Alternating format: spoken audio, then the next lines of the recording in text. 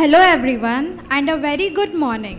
It is our absolute pleasure to have you all with us on this very special day, as 10 years ago on 5th September 2014, we at CTES College of Architecture started our first year in architecture education, and there was no looking back since then. With an enthusiastic and extremely approachable faculty, our college has been spreading its wings steadily, making a mark as a top-notch college for not just BArch but also for MArch in project management.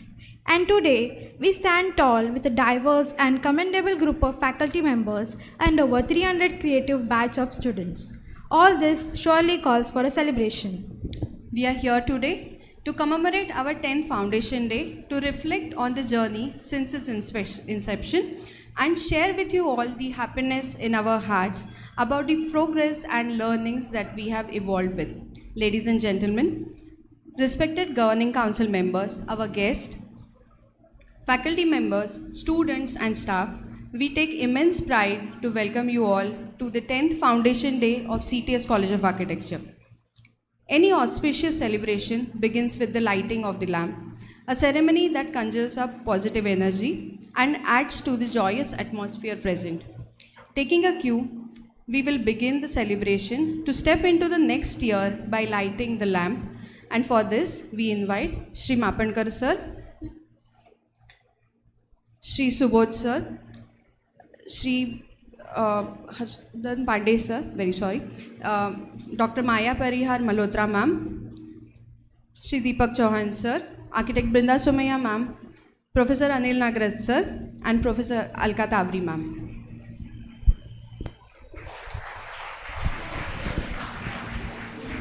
Yes, Purnima Rajan ma'am, please, you are also invited, sir.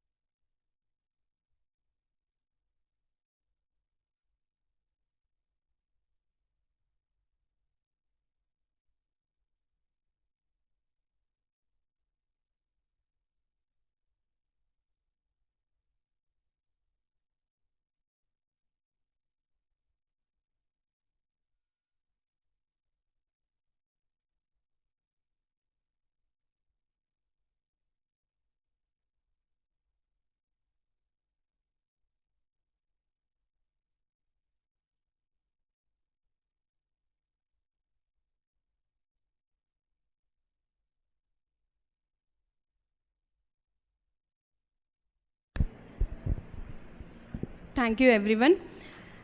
We request Shri Mapankar sir, Shri Deepak sir, Maya ma'am, Brinda, Somaya ma'am, and Anil Nagraj sir to please take a seat on stage.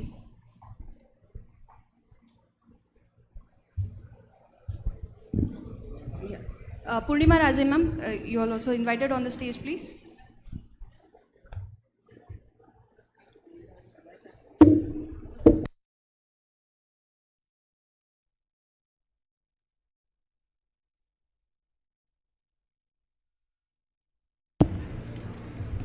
Let's add to the magnificent beginning with a Ganesh Vandana performance by our 4th year student Rai Rane.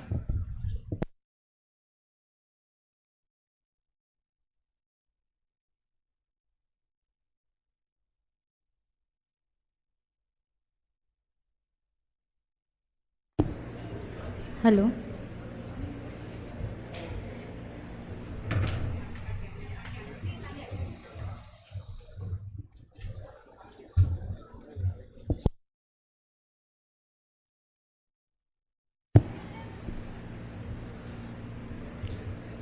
गणनायकाय गणदैवताय गणाध्यक्षाय धीमहि गुणशरीराय गुणमण्डिताय गुणेशानाय धीमहि गुणातीताय गुणाधीशाय गुणप्रविष्टाय धीमहि एकदन्ताय वक्रतुण्डाय गौरीतनयाय धीमहि गजेशानाय भालचन्द्राय श्रीगणेशाय धीमहि गाणचतुराय गाणप्राणाय गानान्तरात्मने गानोत्सुकाय गानमत्ताय गानोत्सुकमनसे गुरुपूजिताय गुरुदैवताय गुरुकुलस्थायिने गुरुविक्रमाय गुह्यप्रवराय गुरवे गुणगुरवे गुरुदैत्यकनक्षेत्रे गुरुधर्मसदाराध्याय गुरुपुत्रपरित्रात्रे गुरुपाखण्डखण्डकाय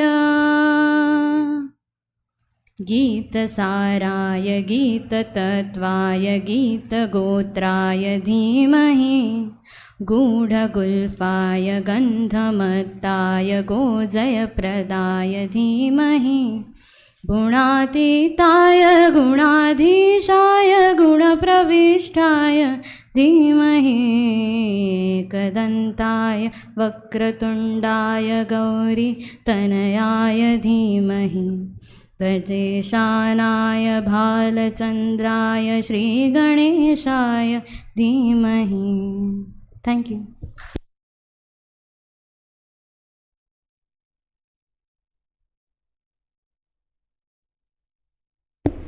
That was a lovely performance and set the tone for the event. Thank you, Rai.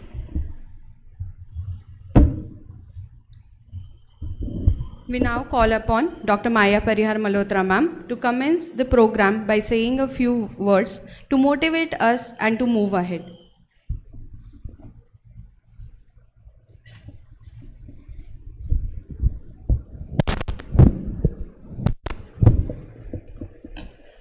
Distinguished guests on the dais, dear teachers and students, welcome you to this 10th Foundation Day program of our college. It's been 9 years.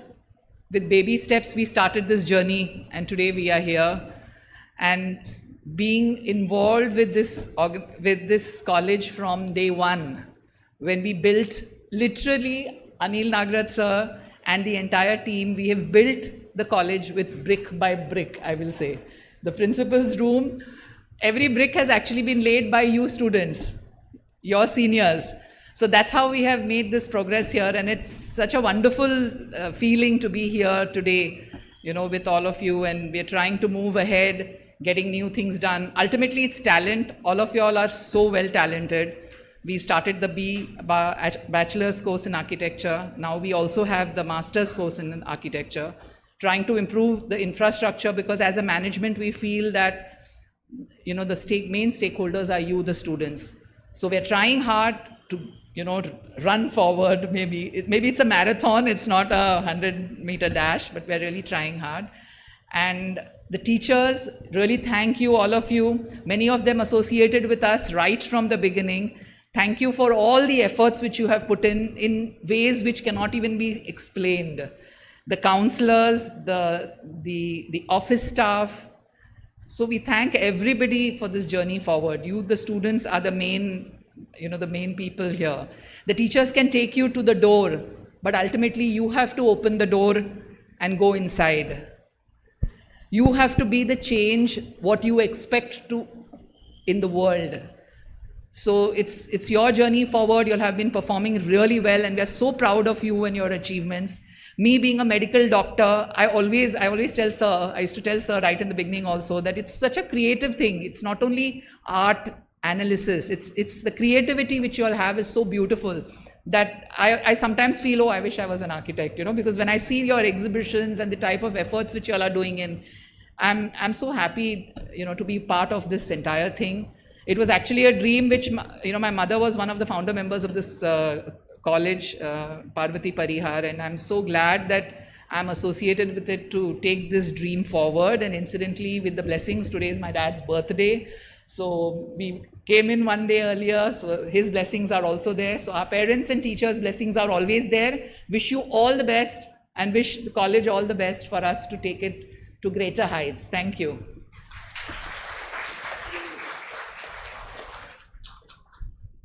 Thank you very much, ma'am. We would like to invite Professor Al-Katavri ma'am, our principal, to address the audience with a welcoming note and say a few words about today, looking forward to our progress.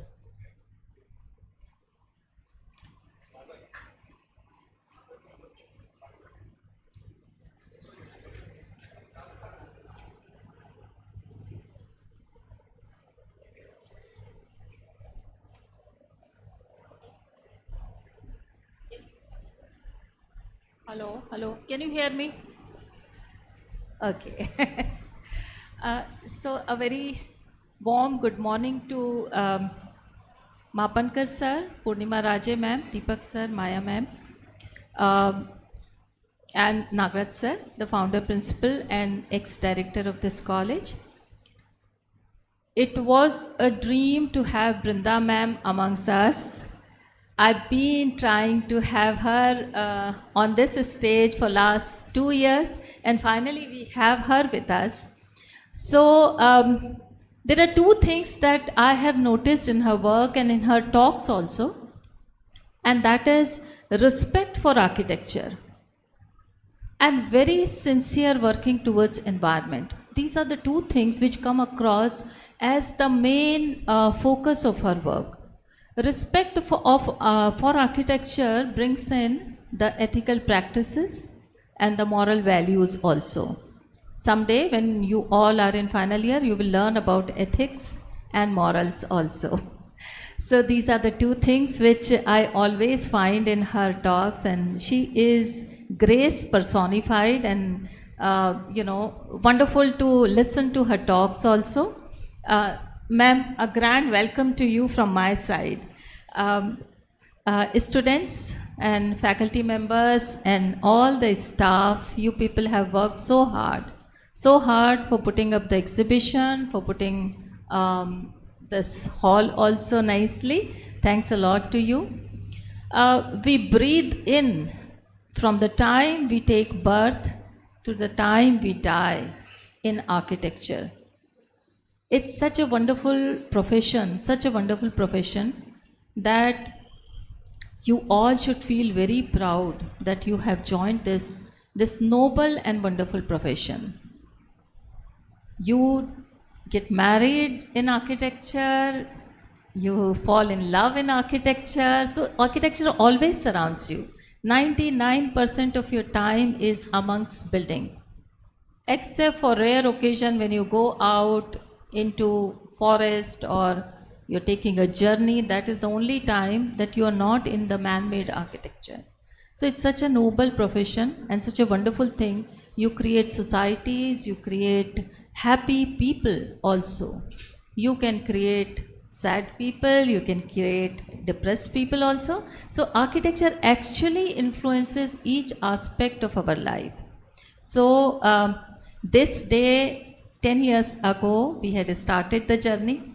I remember when I had joined in 2016, we could fit in Studio 1, which is final year's studio, and we had celebrated our foundation day in that studio. Vikas Dilavari had come as a chief guest, and we were sitting, all of us, all the student, faculty, and staff, everyone could be accommodated in the Studio 1.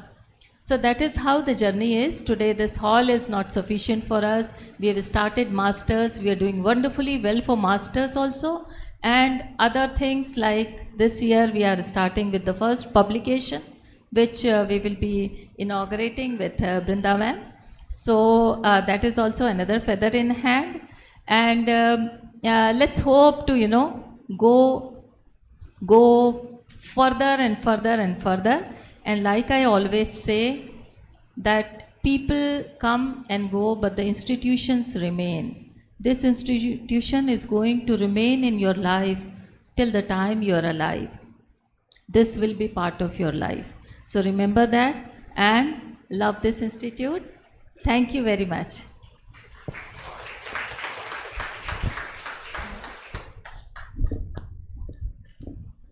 Thank you, ma'am. We would now like to invite Professor Anil Nagraj sir, our founding principal of CTES College of Architecture, to speak about the beginnings of our college and its progress over time.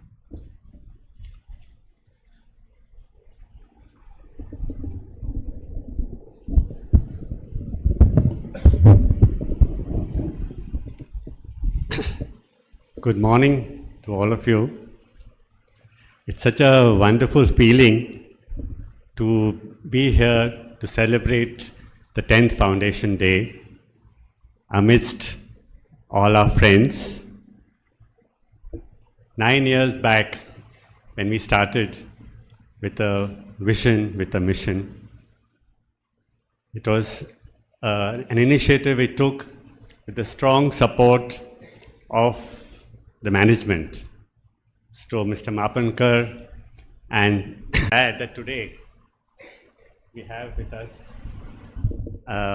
also a very old friend, Brinda Somaya, whom we've been asking to come to the college quite often, and I'm so glad that she could make it today. And I'm also glad that Purnima Raje, architect who's been teaching at so many places, we were trying to rope her into the college for so many years, and now she's a part of the governing council and also the guiding, guiding group for the college. So it's great to see that how the college is growing, from success to success. The students have done very well. The staff have also worked very hard. Their papers are published, they are attending conferences, they're all expanding their knowledge. The students are winning awards left, right, and center in academics, in sports. So it's very good, and we also have now a publication today. So we have really achieved a lot, and I'm so glad that Principal Alka Tauri has been leading the college with such great leadership and initiative and hard work. And in spite of recent disability, she's here to be with us. So, on this occasion, I think the Foundation Day is a good time to sort of rededicate ourselves. And I would just like to go through our vision, which we had started with, and look and see, how much we have achieved and how much further we will continue to grow. So the vision of CTES, as we had, envisioned many years back, understanding the past, interpreting the present, and shaping the future. So the CTES College of Architecture aspires to be a premier institution in the field of architectural education, which encompasses all the related disciplines of the built environment. So we have a very wide view of what architecture could be. It is a center for excellence in imparting skills, knowledge, and most important, wisdom to make young men and women responsible professionals in a fast changing society. So high standards in architectural academic pursuits are strived for, which can be applied in practice. There is a focus on holistic understanding of the habitat needs of all sections of society through studying the social, cultural, economic, and environmental characteristics. We are focusing on humane and sustainable design, emphasizing and keeping in mind the global view on the environment as well as local tradition, climate, ecology, and economy. This is most important, and we must see that we continue to imbibe this in our work. The curriculum incorporates various related and relevant subjects that go beyond the conventional and offer wide choice. It provides a platform for dialogue between the various related disciplines and professionals, national and international, as also between professionals and the general public, thus creating greater awareness of the role and importance of the profession. We have been working on this, and this is really something which we need to do a lot, because we have to make our impact, on society, and to be able to, influence the way development is going on. So we've had lectures, seminars, workshops, exhibitions, and conferences regularly so that the students and the public can benefit. It is also a center for research, documentation, and dissemination of knowledge in the built environment. So public realm projects are being taken up, and we are trying to see how to relate, academics with actual practice. We've had the, cooperation and the guidance of a large number of, architects, professionals, planners from the field, and we are slow, and work which is being done over here, I think is very commendable. It makes me feel very happy. And it's set in Chembur with its history and culture. The school will engage with the community and play a significant role in the development of a vision for the betterment of citizens. So this is something which we are all doing, and we need to just remind ourselves to do it better and better. It's nice to see that we are all growing, and today we have Brinda Somaya, who's such an eminent architect, and we all know about her. She's worked in all the fields related with architecture, and I think she would also relate with our vision statement. We will have a lot to learn from her, and let us see when she shares her experiences and makes this Foundation Day a memorable one. I thank you for inviting me. It's been a great privilege to be here again, and thank you so much. And I thank all the Governing Council members for this honor. Thank you.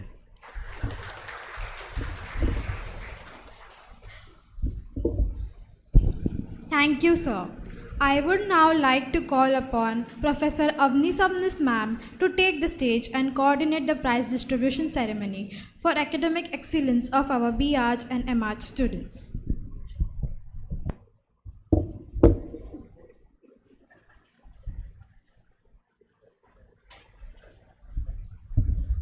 Thank you, Janvi. Before we start with prize distribution, I would like to welcome Vidya Gauri Lele ma'am. Welcome ma'am to our function. Let us begin with our Biaj prizes first. May I request Shri Ramesh Mahapankar sir to felicitate our winners. We begin with 5th year prizes. First topper goes to Ashish Chiverkar.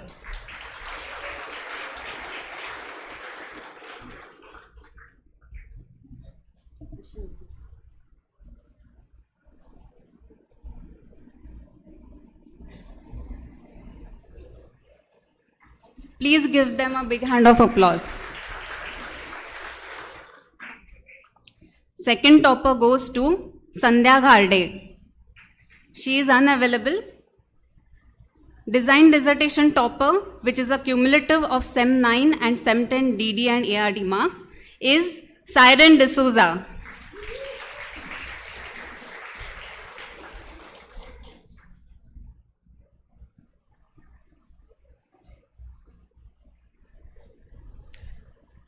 Give them a big hand of applause. Next is design topper, which is total of AD and allied marks, is Ashish Chiverkar.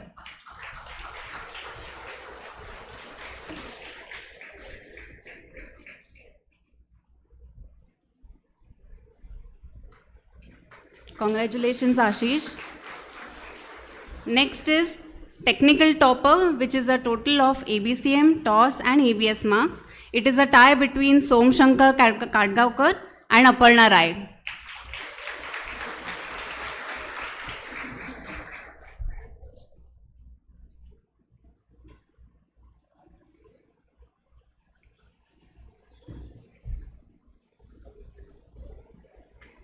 Congratulations. Next we have Humanities and Theory Prize, which is a total of Architecture Theory, CP, PP and EVS marks.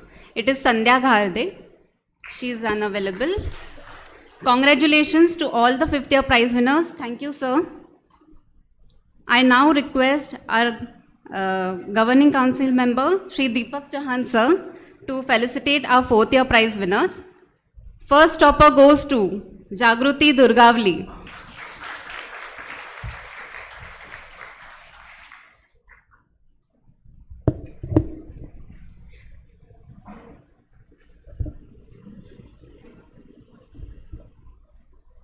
Congratulations, Jagruti. Second topper goes to Noor Fatima.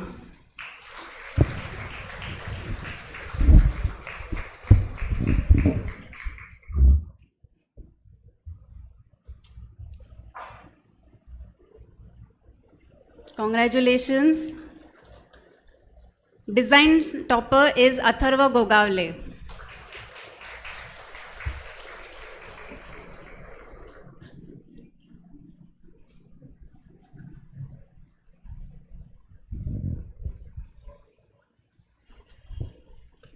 Technical subject topper is Deven Jada.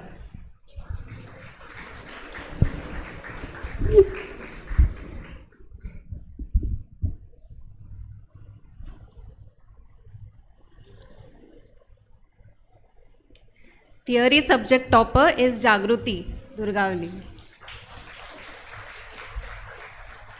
Everyone, please give them a big hand of applause. Congratulations to all the 4th year prize winners. Thank you, sir. I request Dr. Maya Parihar Malhotra ma'am to felicitate our 3rd year prize winners. First topper goes to Anika Dodanwar.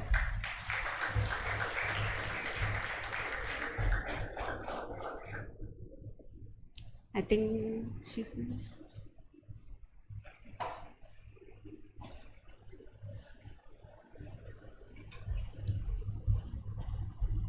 Congratulations, Anika.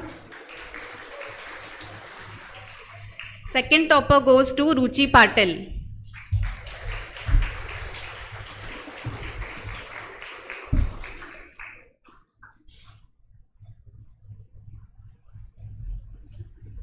Congratulations, Ruchi.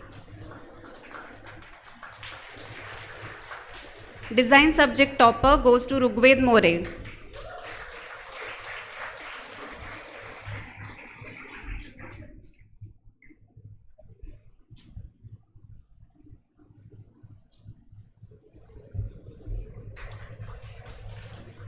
Technical subject topper is again Ruchi Patil.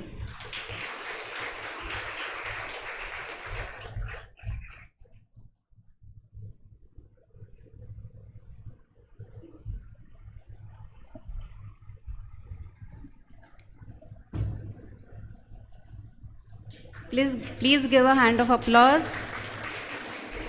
Theory subject topper is Anika Dodanwar.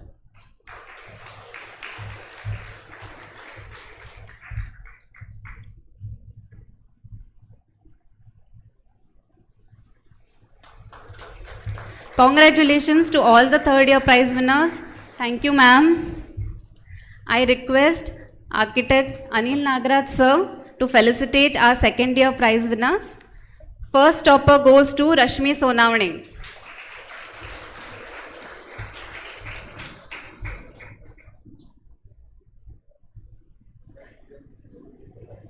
Congratulations, Rashmi. Second topper goes to Siddhi Khamkar.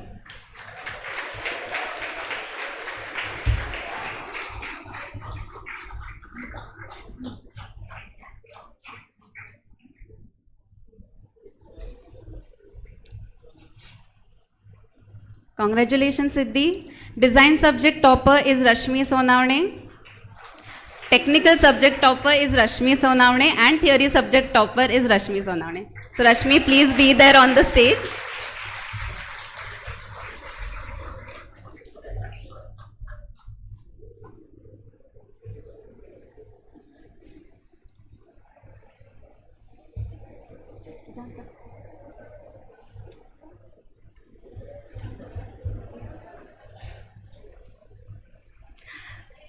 Congratulations, Rashmi. Congratulations to all the second year prize winners. Thank you, sir. I now request architect Purnima Raje ma'am to felicitate our first year prize winners. First topper goes to Bhavna Bhatt.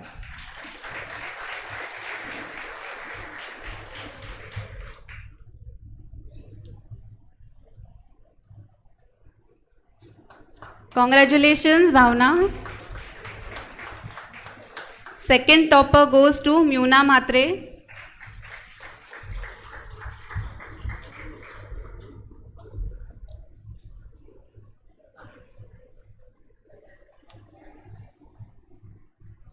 Congratulations, Myuna. Design subject topper is Bhavna Bhatt. Technical subject topper is Bhavna Bhatt.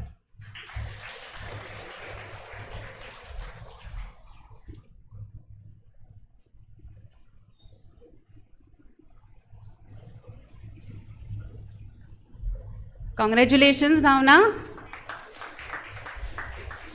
Our theory subject topper is Shravani Rane.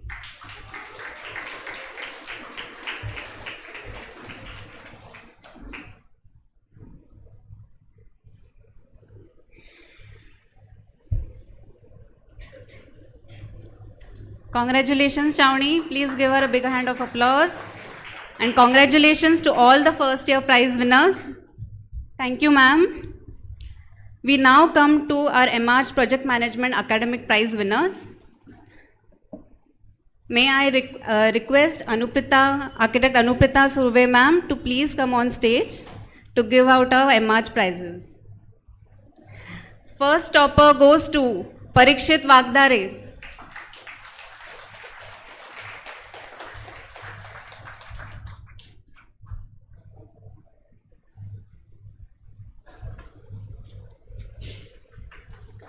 Congratulations.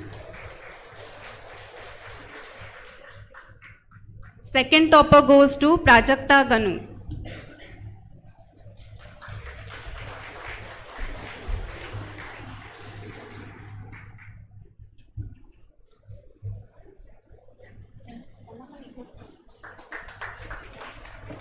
Third topper goes to, congratulations, Prajakta ma'am. Third topper goes to Prachi Darvi. She is unavailable. We move on to dissertation prizes. First topper goes to Parikshit Wagdare.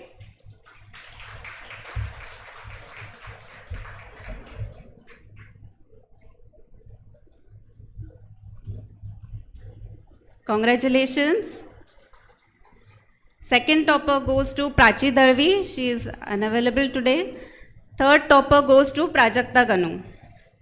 Everyone, please give them a hand of applause.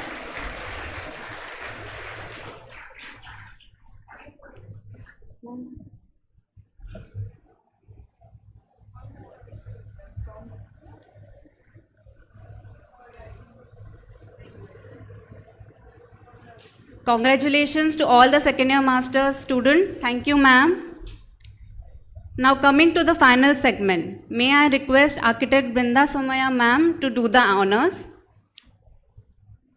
And now in Biaj, for the overall best performance in 5 years, prize goes to Ashish Chivekar.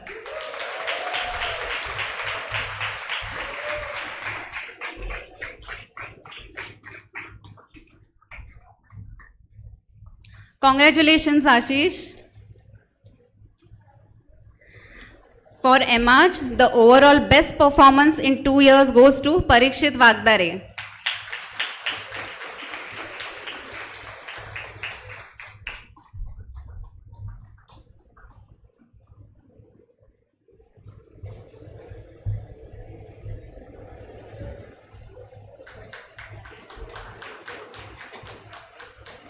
Congratulations, Parikshit. Please wait here. It's time for a special mention to congratulate Parikshit Vagdare for achieving the 3rd rank at university level in the second year MAJ program.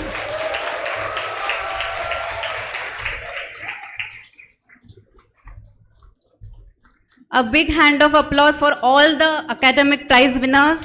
Thank you, ma'am. Over to you, Janvi.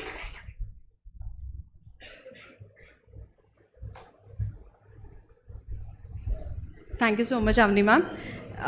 And thank you everyone. And congratulations to all the winners who have set an example with their outstanding performance.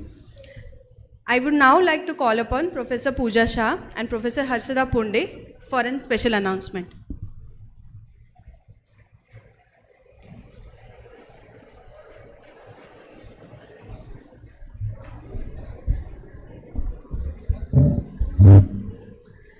Hello everyone. So on this very special occasion of our 10th Foundation Day, we are thrilled to unveil our very first publication. Deeply aligned with CTES College of Architecture's commitment to preservation and conservation, we have embarked on a task to document the stepwells of Maharashtra, a splendid yet often overlooked facet of our rich heritage. The current volume specifically focuses on documenting the stepwells of Parbhani district of the state. This initiative was made possible through our collaboration with Maharashtra Barav Mohim and the dedicated efforts of Mr. Rohan Kale, whose pivotal role in bringing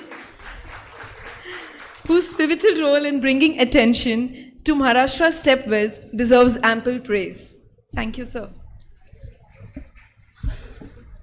Our collective efforts have now birthed a book titled Subterranean Architecture, Stepwells of Parbhani. This volume delves into the importance of stepwells and showcases meticulous documentation and drawings undertaken by our passionate students and faculty members. So without further delay, I would like to request all our esteemed guest, architect Brinda Somaya ma'am, and all the dignitaries to formally launch the publication. I also request Mr. Rohan Kale sir to please come up on a stage.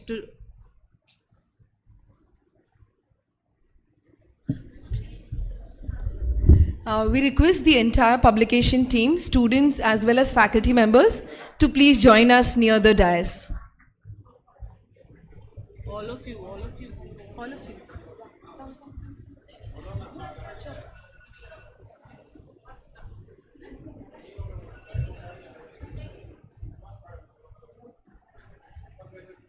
Students, come.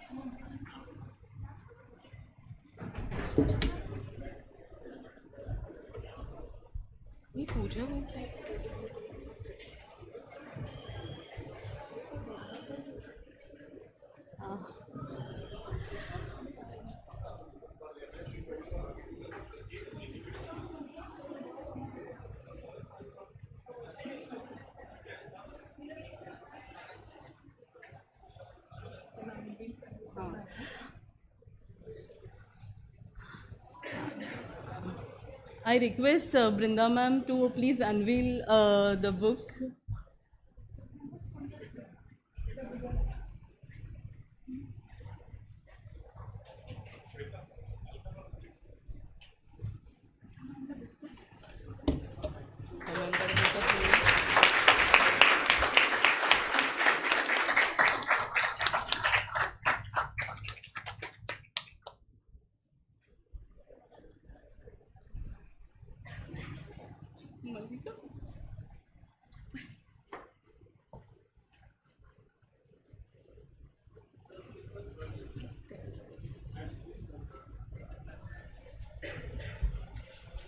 हे दोन मठ्ठ बसलेच आहेत.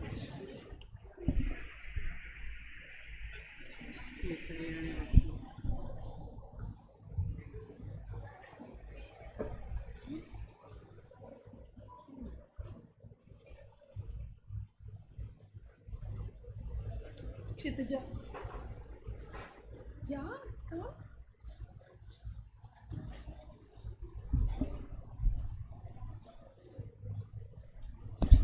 Kshitija ma'am, please join us.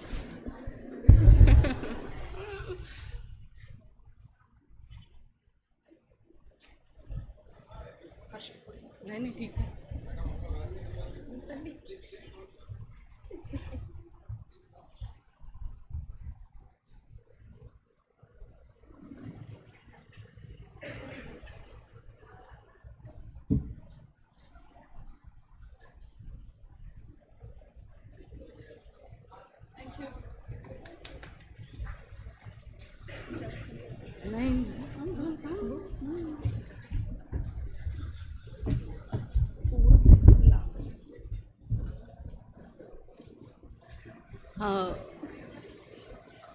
Rohan sir,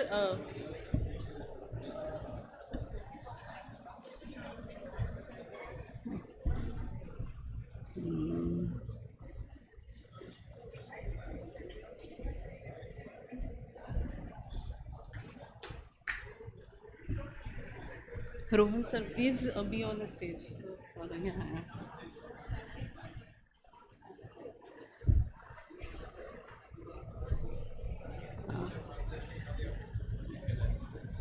We value and recognize the efforts taken by the students across different years in this documentation process, and we would like to present them with the certificates of appreciation. The students representatives of each group, there were 6 groups in all, so student representative of each group will collect these on behalf of their team. We request Architect Brinda Somaya ma'am to kindly present the following students for their efforts. First goes to Srushti Surve for the helical stepwell team.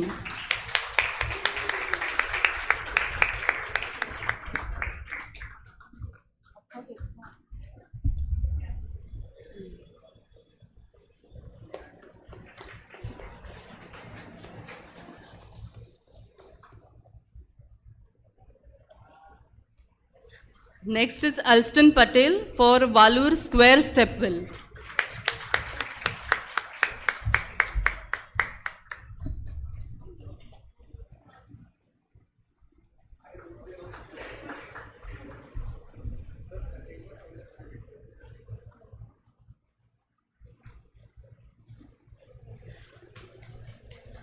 Mansi Malunshkar for Hatnur Stepwell.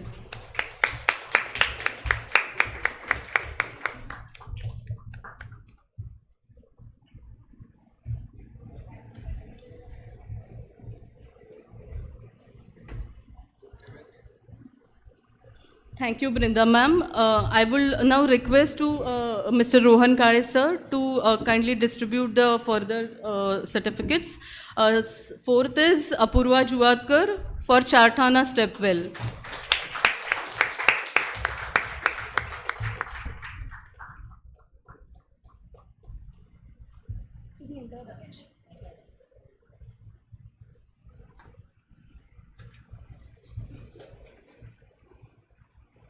Next is Mohini Vairalkar for Pingri Stepwell.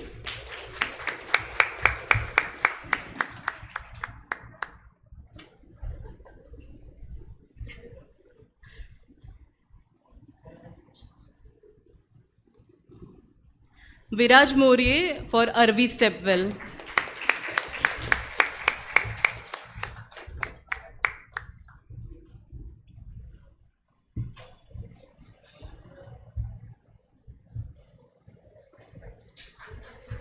Thank you so much, all the dignitaries. Thank you, everyone.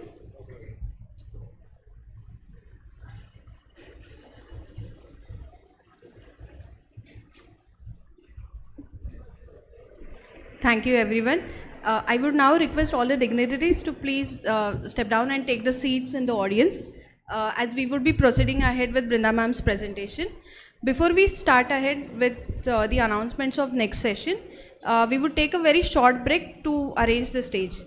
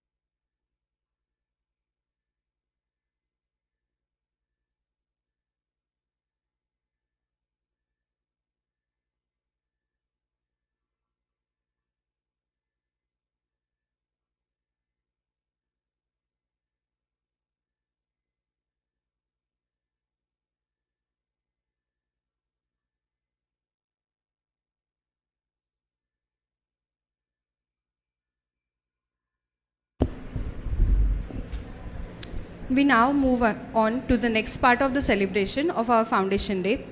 We had initiated a series of Samvad in 2020 with a brief that engaging in dialogue enriches through process and creates a collective, collaborative and inclusive space. Continuing this, we are excited to announce Samvad Shrunkla 8, where we open the platform to our esteemed speaker and chief guest of our foundation event, Architect Brinda Somaya ma'am.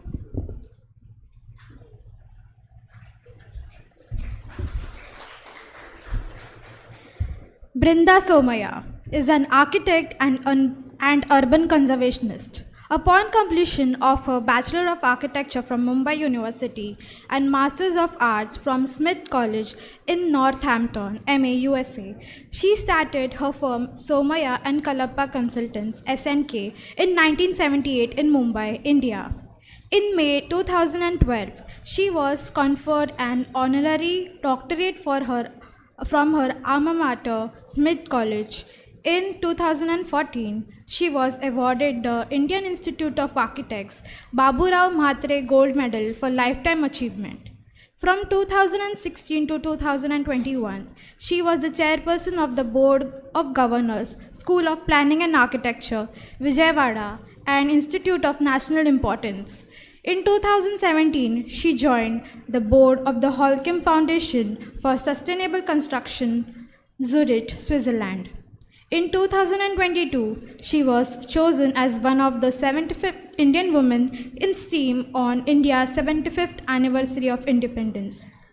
In January 2023, she was awarded an honorary doctorate from Jawaharlal Nehru Architecture and Fine Arts University, JNA, Hyderabad. She is also the A.D. White Professor at Large Emerita, Cornell University, USA.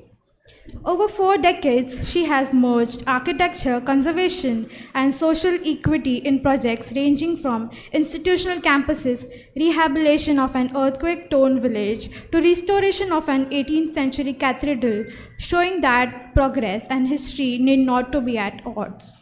Her belief that architect's role is that of guardian, her is the conscience of the built and unbuilt environment, underlines her work that encompasses large corporate, industrial, and institutional campuses and extends to public spaces, some of which she has rebuilt and all others reinvented as pavements, parks, and plazas.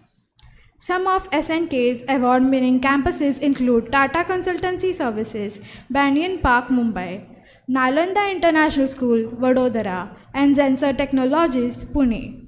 In 2022, SNK Consultants won the International Architecture Awards by the Chicago Atheneum Museum of Architecture and Design for Bharat Bhavan 2, Mumbai. In 2021, the UNESCO Asia Pacific Heritage Award of Merit for Mulbari Hall, Seva Sadan, Mumbai. In 2019,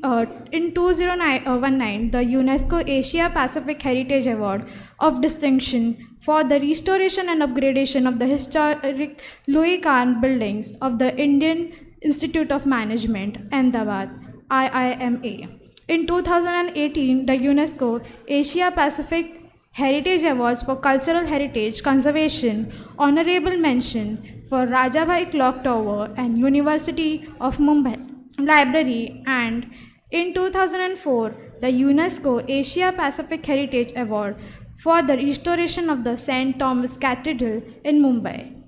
In 2013, Brinda Somaya was chosen as one of the 100 global public interest design persons working at the intersection of design and service globally. She is the founder trustee of the HECAR Foundation, which has brought out several publications on heritage and architecture. In 2000, she curated a conference, Women in Architecture 2000, and organized a seminal exhibition on the work of women architects with a special focus on South Asia in 2020. She chaired an international conference, Women in Design 2020 Plus, a landmark event for women designers from across the globe to showcase SNK's work as well as provide a platform to collaborate. In 2018, she brought out a monograph, Brinda Somaya Works and Continuities, covering her diverse practice with MAPI and publishing and HECAR Foundation. Architect Brinda Somaya was on the IAWA Board of Advisors, International Archives of Women in Architecture, USA.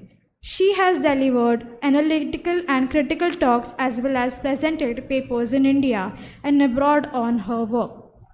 She has lectured extensively in the USA, UK, Australia, Pakistan, Sri Lanka, Japan, and India, and her work has been exhibited in the USA, UK, and Japan.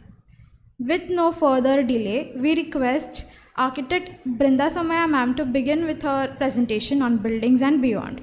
Before Architect Brinda Somaya ma'am takes over the stage, we request all in the audience to kindly turn their mobile phones on mute. Thank you.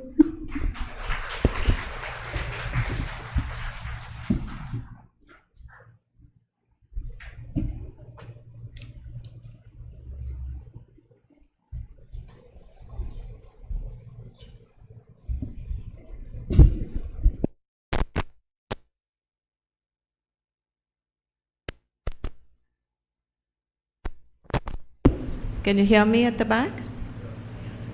Good afternoon. I think we've just hit 12 o'clock, so I can confidently say good afternoon. I would like to begin with first thanking the Chembur Trombe Education Society for inviting me here today. It's a privilege and honor, particularly Professor Alka. I'm sorry that you had to come like this, but as I told you earlier, it'll be a time you won't forget because it won't be just another presentation. And of course, especially my friend Anil Nagrat. I'm really here because of him. He and I were in college together. We've been friends and colleagues for many, many years. So I would like to congratulate all of you. It was a pleasure going round the exhibition today and seeing what all you young people are doing, because you really are the future of architecture. It's not an easy profession, it's a difficult one, but I'm sure all of you will rise to shine in this. And particularly seeing your publication. I was just telling your principal that next week I am giving the opening, what they call the opening remarks for an international conference in New York held by the World Heritage Fund. And the topic is the restoration of historic water bodies in India. So I think your professor and all you students should get a lot of credit for choosing a very, very important topic. I recently was in Rajasthan and saw the beautiful Bowery near the anyway, I've forgotten the name of the place just now. But it was just magnificent. So I'm really glad that you all have done this. So congratulations to all of you. So to begin, I've chosen Buildings and Beyond because there must be very few countries in the world which offer architects and young people like us to be barefoot professionals as well as high-tech technology architects. India is a country which today has so many geographies, so many economic divides, so many languages, ethnicities, religions, and all of it is who we are. We are a combination of all that. So it's so important that our role is very clear and we have really a distinguished place to be able to contribute to the built form all over this great country of ours. As, oh my goodness, I think I did something wrong.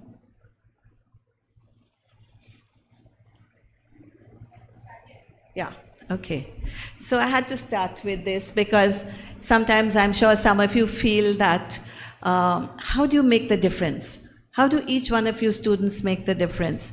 Many times people come to me and say, ma'am, you know, we've graduated. What do we do? Difficult to get work. Should we do an interior of some toilet or some rich man's house? What do we do? Where do we go from here? So we've got to have belief in ourselves that we can make a difference. And that's what I want to show you today. So I'm going to begin with, of course, you know, the partition that took place in 1947. And the images are very important to me because you can see in the middle how, when the country was divided, that's the photograph of the library in West Bengal, where even the books were divided. The books were so important that they had to be divided.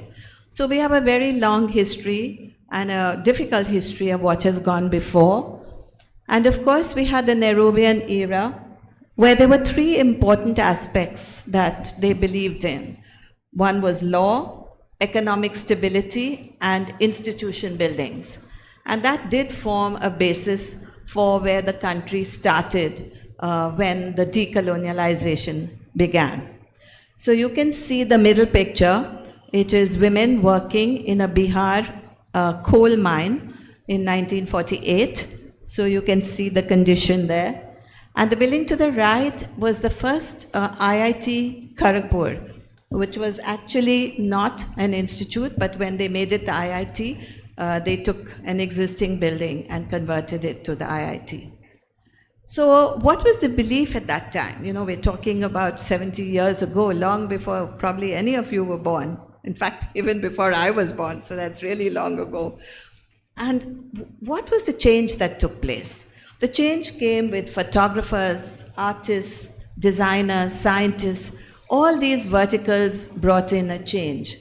So you see over there, picture of Jane Drew. Some people talked about Chandigarh today. I think you all went on a trip there. But remember, it was not Le Corbusier who was called first to design Chandigarh. It was actually Jane Drew and Maxwell Fry who were working in Africa at that time. I'm sure you know that. And she was so busy that she could not accept this.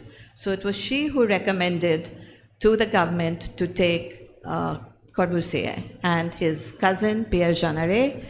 And of course, she did get involved later in building some of the other buildings with, of course, a big battalion of Indian architects and planners. So you can see over here, Yuli Chowdhury. Many of you may not have heard of her. She was a very, very important part. So you see, you have already two women who were working in Chandigarh. And Yuli Chowdhury is standing next to Corbusier's cousin, Pierre Jeanneret, in one of the buildings that she was trying to show Nehru at that time. So it was the beginning of involvement of international, national, men, women, and many others who got together to change the rhythm of what was happening till then. This, of course, is one of my favorites because I have restored the library building at IIM Ahmedabad. This is Louis Kahn, who was also chosen to design that. And then you had on the top left Homai Vairawala, who was one of the first and most famous women photographers, whose pictures of Edwina Mountbatten, Nehru, Lord Mountbatten are still very famous. I'm sure many of you have seen it. To the right was the modern movement, moving from colonial artists to people like Raza, Tayyab Mehta, and many, many others, Solanki, who all came in at that time and changed the face of modern art as well in India. The bottom left is Homi Bhabha, who started, of course, our atomic energy, and today we're so proud of both the Chandrayaan as well as the Aditya missions. But it was all started at that time by very, very heroic individuals and people. And bottom right is Charles and Ray Eames, who were brought in to bring in a new idea and branding of India. And they were the ones who lived in India for a long time and started the National Institute of Design in Ahmedabad. So you can see how various aspects had begun to grow right from post-independence. And then we come to our own masters, whom all of you know, of course. None of them, I think, except for Raj Rewal, is alive today. So you have Korea, Kanvinde, Rajay, Doshi, Rahman, and of course Raj Rewal. I'm sure you've all studied about them. There are monographs on each one of them. But they were quite a privileged group of people because most of the architectural work at that time was given by the government. And they were very lucky, and they were able to come with their new ideas, new thoughts, whether it was modernist, whether it was brutalist, and bring it into the country. And so, of course, there are lots of books on them which you know about. some of their work. So as a student at that time, in the late 60s and 70s, these were our heroes. To find a place in their world was, we didn't even think it was a possible dream at all. But even today, I'm sure many of us are in awe of their work and feel very sad when many, many important buildings also are getting demolished. But did you know there were many women also who worked at that time? We had Perrin Mistry, who was the first woman architect of India. If any of you go to South Mumbai, you'll see the St. Stephen's Church between Nepean Sea Road and Warden Road, and that was her building among many factories. We had Praveena Mehta, who worked with Charles Correa on many projects, not just Kanchenjunga, but also development of Navi Mumbai. Hema Sankalia worked with Praveena. And then we had Lavina Kolgam Modi, who was Pilu Modi's wife. As you know, Pilu Modi was the first and perhaps only architect, I don't know if it's changed now, who was a member of parliament and who actually introduced the Council of Architecture and other things, licensed in a way, made the profession of architecture into a recognizable section. So I always say that we need many more of you young people to get into politics and bring up not just Pilu Modi, decades and decades ago, but we need many of you young people to get into legislation to make changes that are relevant for your generation. So I consider myself part of the bridge generation between the great masters and the younger architects today. When I was 6 years old, I was taken to Nalanda, the great monastery, by my parents. My father was a power engineer and my mother a zoologist. And those days we didn't go to Hong Kong or Singapore or Dubai. We would be taken round to places within India. And that's what we did during all our holidays. And even though I was so young, I will never forget the impact that the Nalanda monastery had on me. And I decided at that time that I wanted to become an archaeologist. Finally, that was not possible, so I think I did quite well, second best, and became an architect. So there I am with a straw hat. And recently, in my office, I tried to get some of the younger people to teach me about Midjourney and AI, and I was able to do the prompts to imagine how Nalanda must have been when it was actually a university, because that was my dream, and there are no images or pictures of that. And it was so mind-boggling that I was, of course, very pleased with myself also that I'm not left very, very far behind.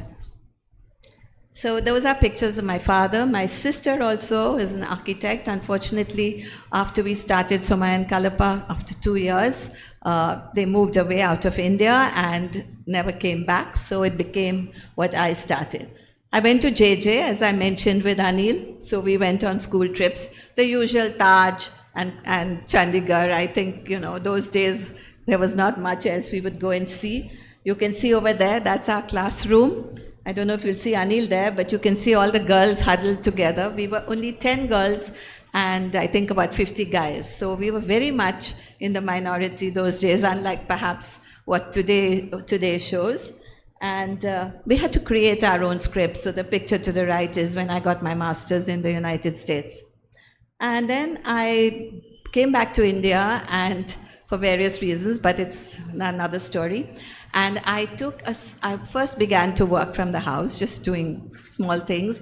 And then I took a small Mali's room. You can see in that old dilapidated building. It was just a tiny little room with a big mori in the middle. So we had to make sure nobody'd fall into that mori. And there was just 1 or 2 of us. And that was our first office. And then over the years, as we grew and grew, things changed. And the bottom left is when I was appointed to do a hotel in the Soviet Union.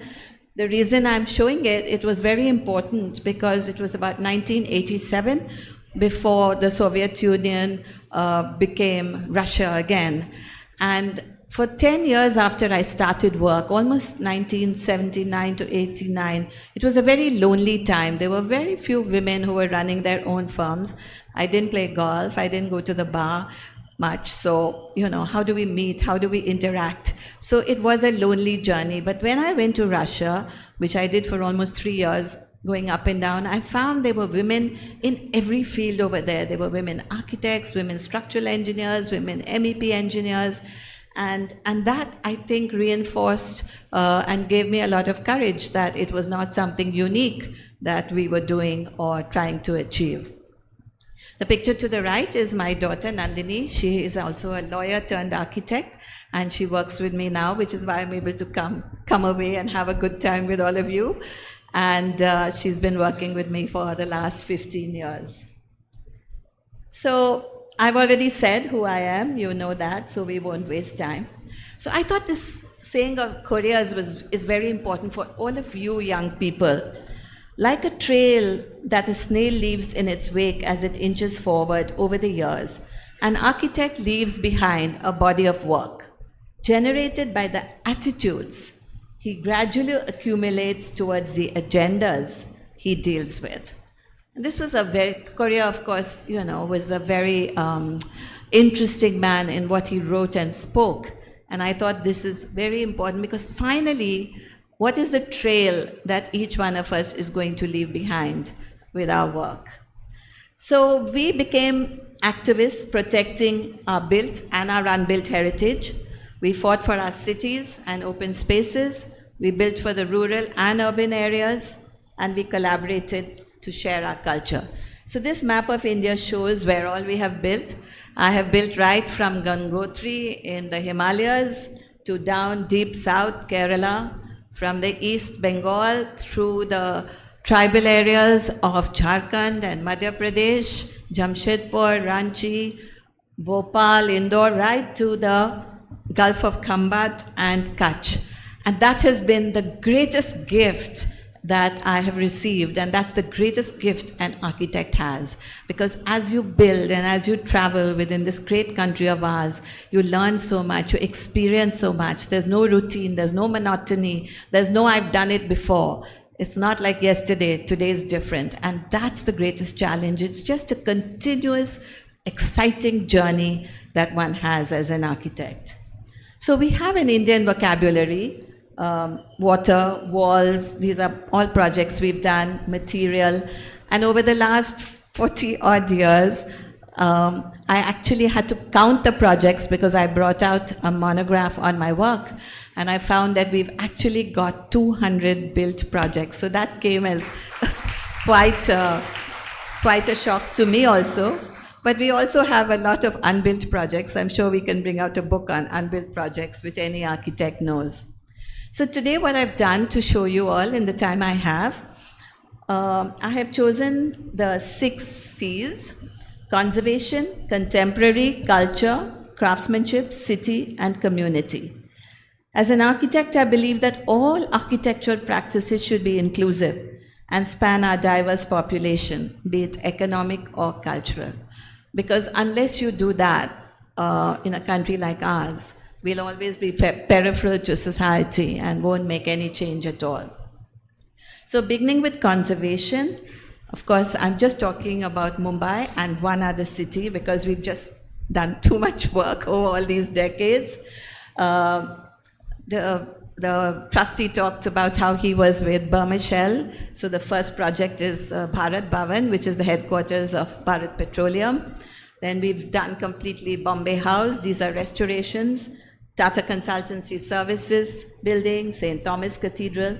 So I've chosen the Rajabai Clock Tower today, since it's a building all of you know and can associate with. There were no drawings at all. We had to actually do the working drawings, take measurements. Nothing existed.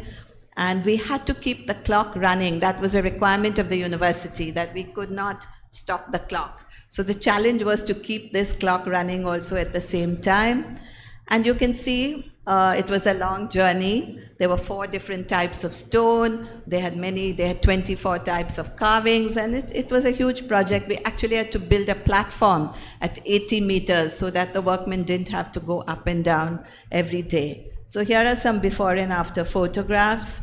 You can see, this was interesting because the entire roof of the library the library itself had been over the years painted over, polished, and when we removed all those layers and layers of intervention, we found this magnificent teak wood ceiling interspersed with rosewood. And that is what they did those days, and it's just magnificent. And then, of course, we have lit it up overnight, and you can see, how it's such an important part of Mumbai. Going from Rajabai Town Conservation to a very small building in Girgaon, which shows that each one of you has to be a conservationist. The Archaeological Survey of India has 10,000 monuments. So, and what about all the other buildings which may not be grade 1 or grade 2? So each one of you in a country like ours has to conserve, has to understand conservation. Don't worry if you don't go for a 2-year course to England. You will automatically learn on the job. And that's what I have done. And this was a small building, the Seva Southern Society. They came to me and they said that they take the girl child, they look after her, and they have this hall. And they rent out this hall, and the money they make from that hall takes care of the expenses of the girls. So it was started by 2 gentlemen, you can see, and it's an amazing place. So we took it up. Some jobs we take up, just at cost. Some jobs we do pro bono, some jobs we charge our fees. So that's how the balance of a practice can come over years. Don't worry, each one of you will always have that choice, because there's enough pro bono, there's enough covering cost, and there's enough good paying clients who come to you because of your ethics and your value systems. So this is what we did. We brought it back to its original beauty, and now they make it quite a lot of money, I think. They rent it out for different things, book readings and various other things. So you can see some entertainment that the girls did actually the day we reopened it.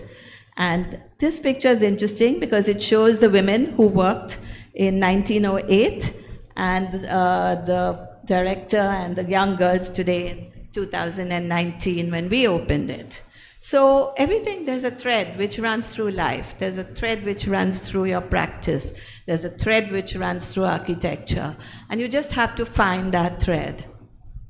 The Vikram Sarabhai Library I'm showing you because you all may have read about the controversy. It was a wonderful project. I was lucky to we won a competition, an international competition. I was lucky I went actually to the University of Pennsylvania where I did a lot of research. And today I'm very close friends with Khan's daughter and son, Nathaniel Khan, who has produced that beautiful movie, My Architect. And in May, he released an updated version of My Architect when I was in New York. And we had a nice panel discussion after the movie and his feelings of how he remembers his father. But that's another lovely story. But Khan, of course, we all know the work that he did in India. And when I was cleaning up parts of the IIM room where the offices were held, I found this wall planner, and you can see in 1974, just a little thing which says Khan died. So you can see how the PMC probably thought, that was importance given. And of course, he died on his way back from Ahmedabad in New York City itself. So we studied it, seismic. We got the Indian Institute of Management, Chennai, Madras, as it's called, to help us. And these are some before-after pictures. It was complicated. It took a long time, but it was done and completed. And the interiors had to become relevant for a library today. Most of the kids would go there because it was the air-conditioned part of the campus, but that's not a good enough reason to go to a library. You have to have better reasons. So we had to make it relevant today. How do we have better lighting, better seating? Those are some before and after pictures. This is the wonderful staircase. And how to make it, that kids can work alone or they can work in a group. They feel like it's, 2019 or whatever it is, and not, 60 years ago. We even found the old fretwork up on the walls, which we have taken down. And Saroja was the one who actually did this applique work. So we are restoring that so we can put it back on the walls itself.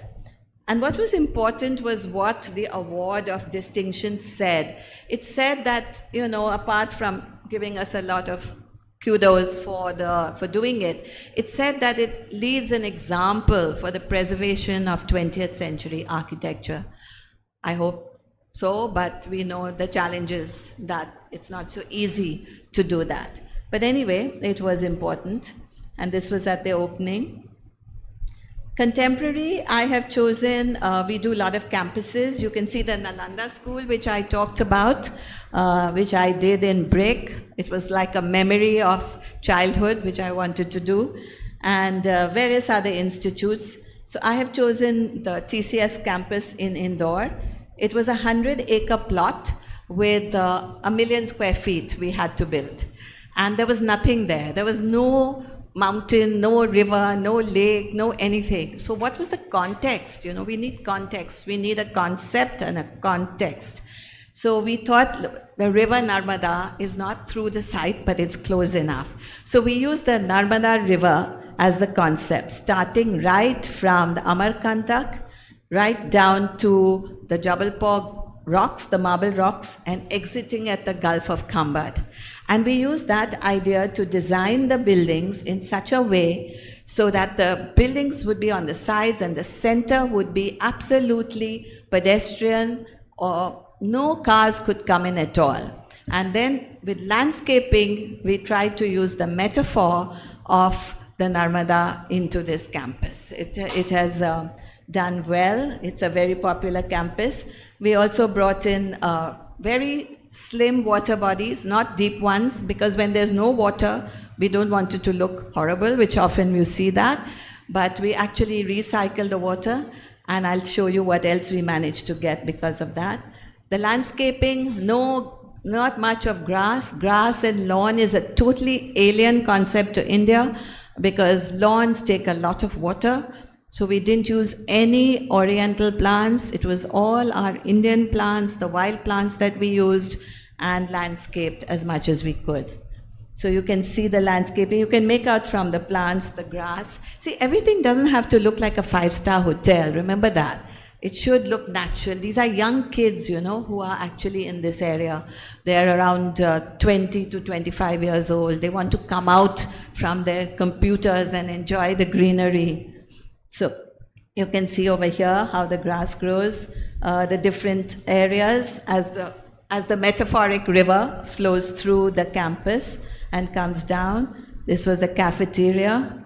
And the interiors, of course, are we are a one-point company. We do everything. Like a mother who doesn't want anybody else to come and interfere, right from architecture to interiors to landscape to graphics, signage, everything we do in our own studio. And these are some of the interior photographs.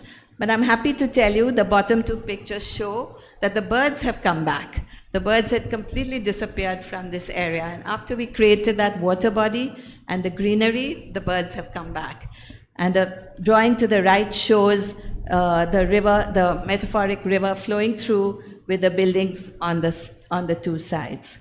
Now to a very small church in Navi Mumbai, the Jubilee Church.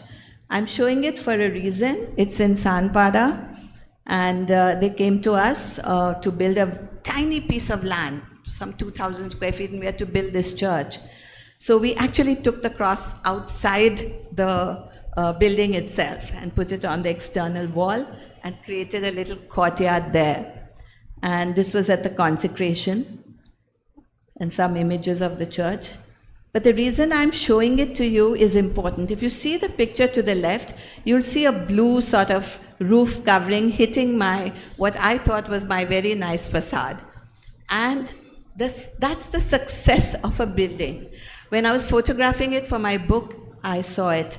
And I asked them, why did they do that? And they said, because the building is such a success that from just one session of religious dispensation, we now have 3 at the same time. So we've had to cover the roof also. So we did it. We're so happy in our building. So that's when I realized that I should leave this picture in my monograph. My monograph I've taken pictures as they are today, as the buildings are used today. Remember, you don't build for yourself. Of course, you're there, you're part of it, you're the creative process, but you build for the people who are going to use your building. And you can see they're all enjoying themselves. Culture. So we do a lot of galleries and connected museum spaces.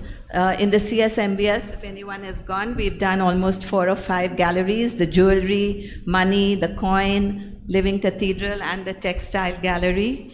But this one was important because it was India and the world. It was a collaboration between the British Museum, our studio, and 20 other museums, including the National Museum in Delhi. And what its story, it was not India in the world, it was India and the world. The story was, I don't know if any of you went and saw it, it ran for 6 months. The story was, what role did India play from the beginning of time till today? So we had to go to London because 200 objects came from the National Museum in London. And of course, this is a long story. I present it sometimes just by itself because it's such a detailed, but you can see how carefully they look after their objects. Of course, you must have read in the papers how curator was stealing some of the jewelry from the British Museum. But when we went, it was just seeing how beautifully they restore everything. Then we had many meetings in London and Mumbai with the curators on both sides. Sketches had to be done. And then we said that in the Western world, time moves on a linear path. But in India, time is a circular pattern. So we start and round. It's not like time is dead. Time is alive. It's all the time moving. So we worked on that idea as a concept because every project, as you know, needs a concept. And we created a dark entrance to break your idea of Mumbai and the busyness and come into this museum space. So that's how we developed it, color schemes, and this is a little film that the museum made, just to show you the different objects and the idea of the museum, of the exhibition.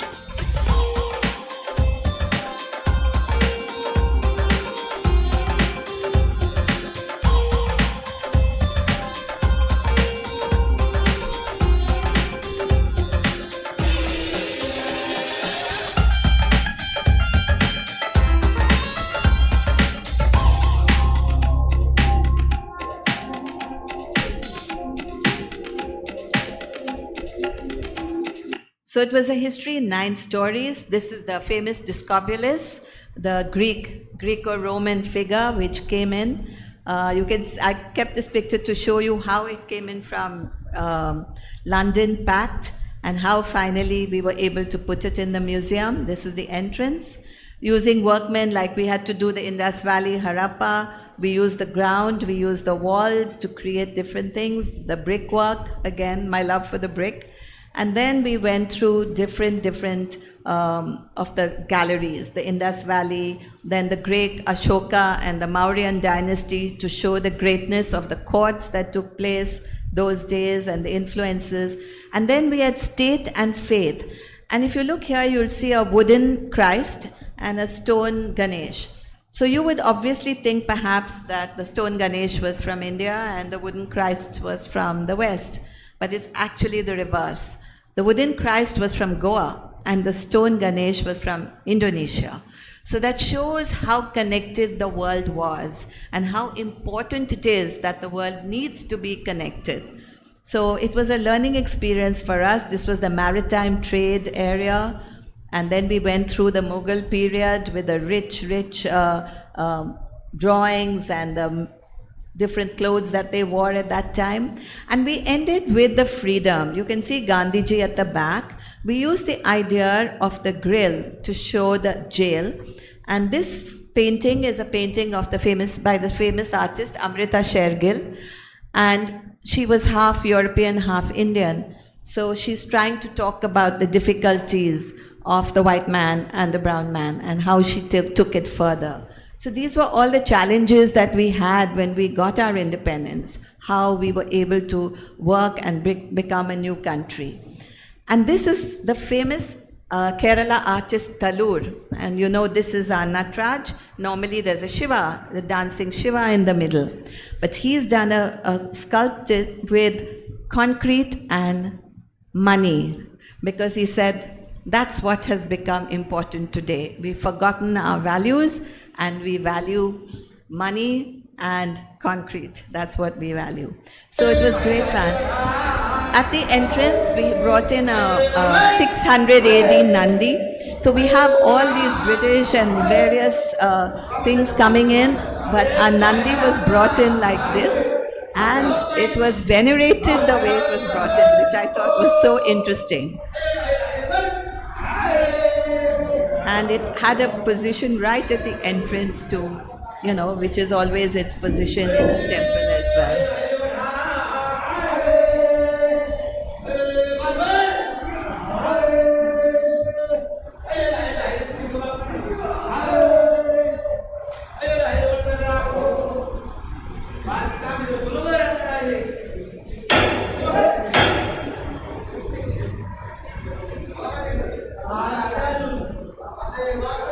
There has to be passion in everything you do. It's not a job. If your profession is just a job and not passion, then it's a drag. But if you look forward to going to work or look forward to coming to college every Monday morning, then you're in the right line. Look at these men. And then they put flowers and kumkum and all on it. So there it is, after we installed it. See how beautiful it looks. And behind is the discobolus. So what we're trying to, there's a lot of meaning with the curators, you know, as to why they chose these objects in an exhibition. Craftsmanship, I think there's no other country in the world where we have such craftsmanship as we have in India. And unfortunately, unless architects support it, craftsmen are not going to be able to live. I've been saying this for years, because they can't live on those small little things that you sell in a gift shop. In Germany, 2% of the cost of a project has to go into art and craftsmanship. Today we have the CSR, the corporate social responsibility, where 2% of corporate profits can also go into things like this. So you architects have a responsibility to make sure that happens. So these are many exhibitions we've done. That was the Club Mahindra Resort, where we used traditional craftsmanship. The Acres Hotel, where we used dialects, you know, languages, different languages. And this was Bombay House. It was completely emptied out. It's the head office of the Tata Sons, perhaps the biggest company in India. So we had to do a lot of research, and you talked about research this morning as well. It's so important to have research right from who started it, and we have, of course, experience centers over there. And then the five main Tata companies, the Tata Power, Tata Steel, Tata Motors, and Tata Chemicals, and then the mother company. So each floor we did in a different way, and the artwork for each floor we did locally. We got students, young people to do things. We used the Petri dishes. For Tata Steel, we actually got a piece of steel from Jamshedpur and made it into a mural. Tata Motors is very global. You know, they have Jaguar, Land Rover, and all that. So they wanted a global feeling, the map. And then finally, we had Tata Sons, which is the mother company. So over there, we used the DNA, because there actually is, I don't know if Doctor knows, there is actually a Tata DNA. So we used that idea to work out artwork.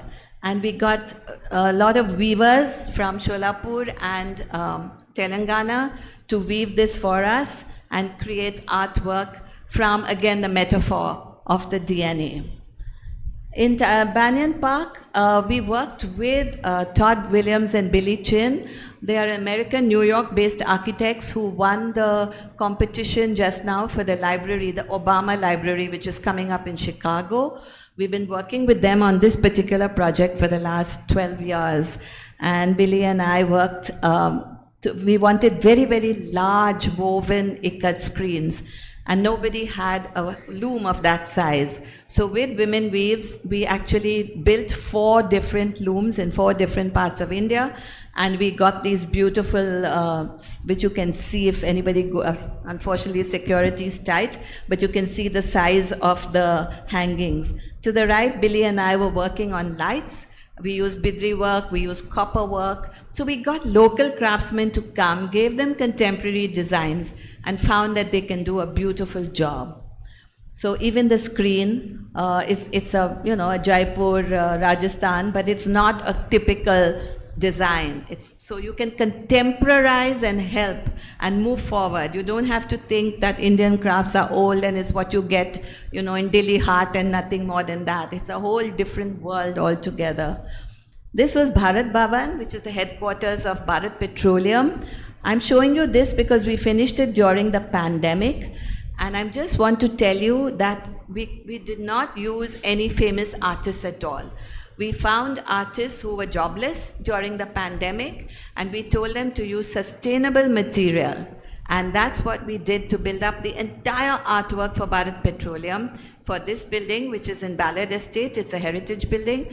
Now we've just been appointed to do their international headquarters in BKC, and we're convincing the chairman and others that we again have to go along this route where we encourage young artists. So you can see over here, they're working, and this was reused waste wood completely by Mr. Day, all these artwork.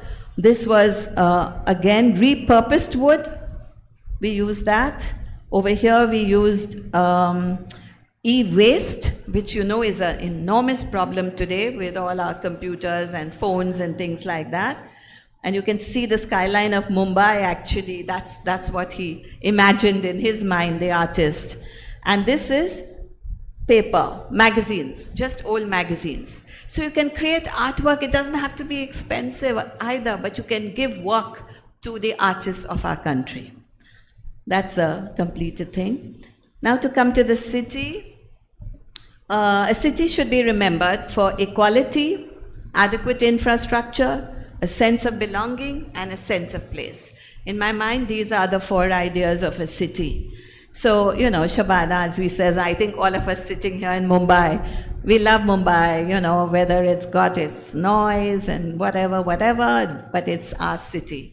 And each one of us love it. And this is what she had said. This is a picture our studio took of Banganga area. So Kalaba Woods was in 1989. It was a dump of garbage, which I got together with a few others, and we created a park. We created a place where it's surrounded by slums on one side, high-rise, expensive high-rise on the other side. But that's India, you can't get away from the economic disparities that exist. If you go to South Africa or to Cape Town, you will find there's one area where the white rich people live, now of course some blacks too. Then you will find far away an area where what they call the colored people who are mixed, they live, and then last you will find the slums where the poor people live. That's not the case here. We are cheek by jowl. And we have to remember that. We have to remember that we have to work together. We have to live together. So we created a park over there, and we got the wastewater from the towers to be reused through the municipal corporation. There was nothing. There was not even one tree. And we planted the trees. We allowed, the municipality wanted to charge 1 or 2 rupees for entrance, and we were so against it. We said if a family has 5 children, that's 10 rupees a day, they won't come. And I'm happy to tell you, it was the children from the slums who really protected this garden for years and years. Now, unfortunately, next to it, the metro has come up, but the garden is still safe. But they're hoping the metro will finish its work because there's a lot of dust. So these are the high rises around it. And how do they use the park? They don't always want benches. Each one uses the park that they feel, and they should feel comfortable. That's what's really important. You should feel comfortable in whichever part of your city, safe and comfortable. The Mumbai Esplanade project is one I'm showing you, is the one project which we never finished because we never had political will or bureaucratic will. I worked on it with Professor Sidhu, an urban planner, for almost 2 years, where we recommended that when you come out of VT station and Churchgate station, you fall onto the road.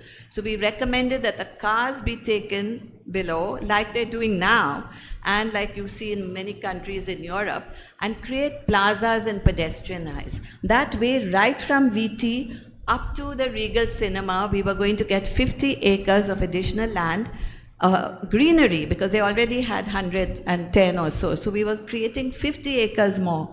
We worked very, very hard for this. So actually, we were trying to connect all these gardens together. We worked on the different plazas. We did images those days before AI and Chat GPT. So we had to work very hard. And even the Kalagoda area we showed, the Museum Plaza, the VT Plaza. We had exhibitions at Ornament Circle. The press supported us, 51 acres of space. But unless there's political will and bureaucratic will, it's impossible for us architects to get major interventions. That is why I'm saying each one of you has to either enter politics with your value systems and ethics, or you have to get onto planning commissions, government bodies. Only then you can make the change. Otherwise, we're always peripheral to society, and we can't do these big implementable projects which really would have changed the face of that entire area. But the city was changing, and I'm just showing the mills were demolished. We all know the tragedy of Korea's document. We lost all the mills. I'm showing you this because if you see to the left, you'll see 4 red dots. I worked on this street. Many of you may know it because that's where the famous mall is. You can see the first red, I worked from 1990. The first building was adaptive reuse. It was part of the Kamla Mills. The second building was part of an old mill. The third building was a new but low rise, and the fourth was the high rise, the World Towers, which we did with IMP's office in New York. So from 1990 to 2020, that's about 30 years, you can see how the street has changed completely, how the city has changed completely. And all of you young people have to understand that the city is changing on a continuous process. So how do you understand the changes? How do you become part of the changes? So you can see the picture to the right that all the 4 projects which we've done are actually contiguous to each other. So you can see how different they are. This was the first one. It was a dump. It was a toilet. We made it into adaptive reuse, keeping the height and the relationship to the street the same, creating little courtyards in between, water bodies and greenery. It was tiny project, some 7,000 square feet. Then we went on, these are the interiors. Then we went on to the old mill, and we made it into an institute of learning. This is how it was. It was a cement go down. And it became so successful that it began to be used mainly for TV films and commercials. So finally, I think the college closed down. But you can see we kept the north light, we kept the rafters, this wonderful height, this wonderful volume. You can never afford to build in a new building today. That is why it is important to preserve not just the very, very important Rajabai Towers, but how do you recycle, rebuild, re-energize, re-architect ordinary buildings in our cities, because that is sustainable. The moment you demolish a building and build a new one, you're not sustainable. You can be LEED certified, you can be Greha certified, but you're not really sustainable because you have demolished a building, you have not reused the debris, all the energy that went into building that has gone, and you're building new. So wherever you can recycle or rebuild or adaptive reuse, please do that. We created the sense of a street within. That was a studio we did at the end. This was the next project we did, all adjoining each other, which was a low building.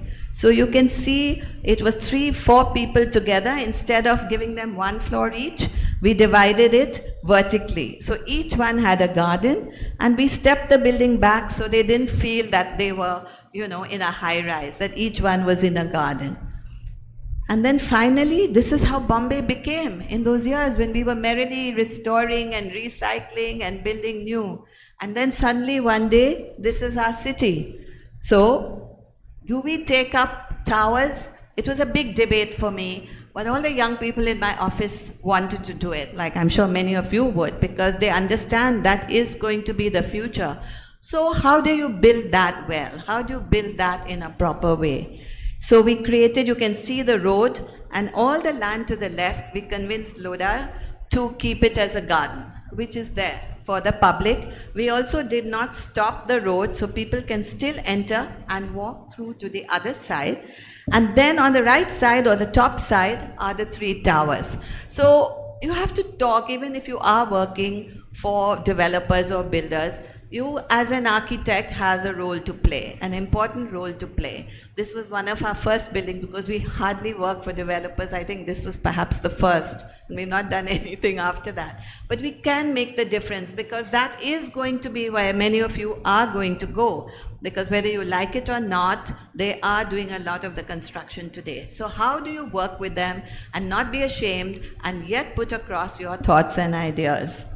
So this is, we had a lot of meetings between New York and us. That's Nandini and me on one of our sites. Those are the models. And these are some images of the completed building. So this plan shows you, you can see the red dots. All are standing. I took it from the Lodha building.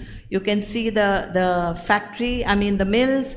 You can see Brady Towers. And to the extreme left, you see the little Kamla Mills building. Finally, I come to community. This is the last thing. I love this saying of Franklin Delano Roosevelt. He was, of course, the American president. He said, the test of our progress is not whether we add more to the abundance of those who have much. It is whether we provide enough for those who have too little. And I think this can't be more important than for our country today. So we've built animal hospital, cow sheds, restored that in the Parel hospital. We've built homes for elderly. We've converted slums into parks. We've built ashrams. But what about women? Where are women in all this, in this community? Today, fewer women are found on construction sites because contractors do not want to be bothered with the families that come with the women workers. And I'm tired of seeing women do what you see on the left.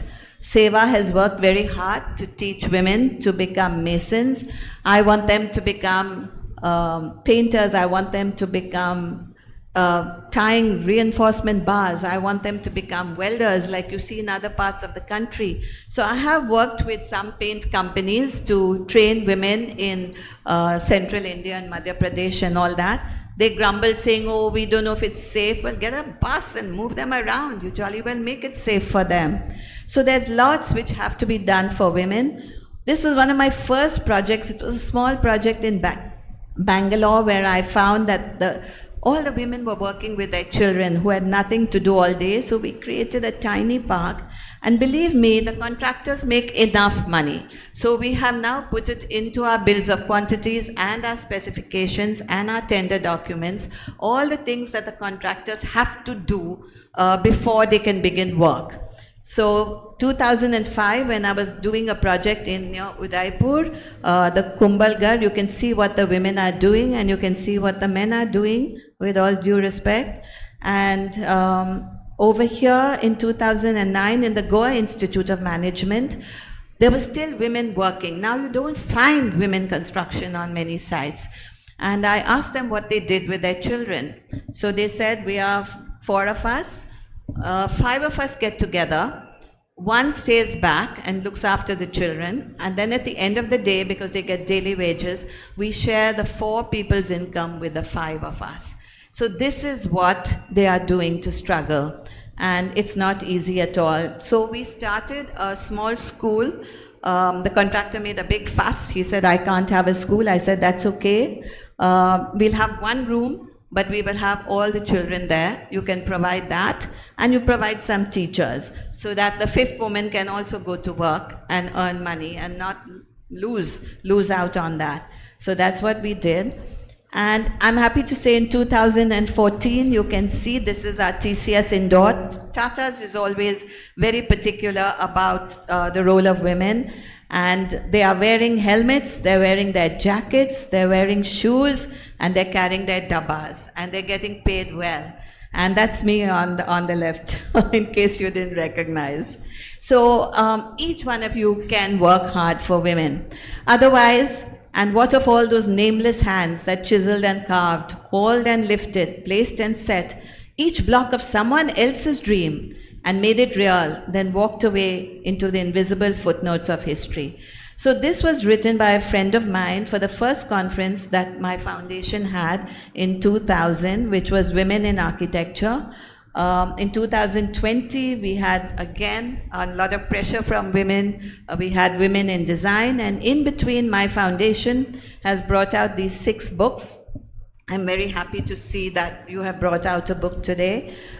And this was all these women today are doing very well. I'm sure many of you will recognize them. In fact, Yasmin Larry, who's to the left, just won the Jane Drew Prize. There's a small clip I have from 2000, which I will show you. 20 years ago, over 200 architects from India, Pakistan, Sri Lanka, Bangladesh, Singapore and Australia got together to celebrate. We all have had common traditions, problems and aspirations. We all come from countries that have a multiplicity of civilizations and enjoy a cultural heritage of genius and beauty. These traditions are a source of inspiration to us architects as we attempt to infuse meaning into our work. 25 women exhibited their work at the National Gallery of Modern Art to express the collective power of women in architecture. We celebrated the work of South Asia's first 3 women architects, Yasmin Lari from Pakistan. Good morning, ladies and gentlemen. I bring you greetings from women of Pakistan. Minit De Silva from Sri Lanka. Minit would have loved to be here. She's the type of person who would have thoroughly enjoyed this type of meeting. And Perin Mistry, the first woman to qualify as an architect in India. 20 years later, we welcome back and many more old and new friends who join us this year to a conference.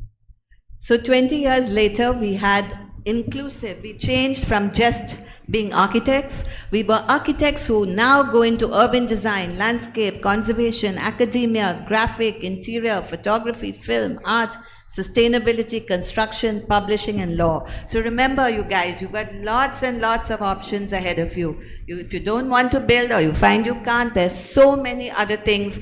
All these women are architects who went into all these other different professions.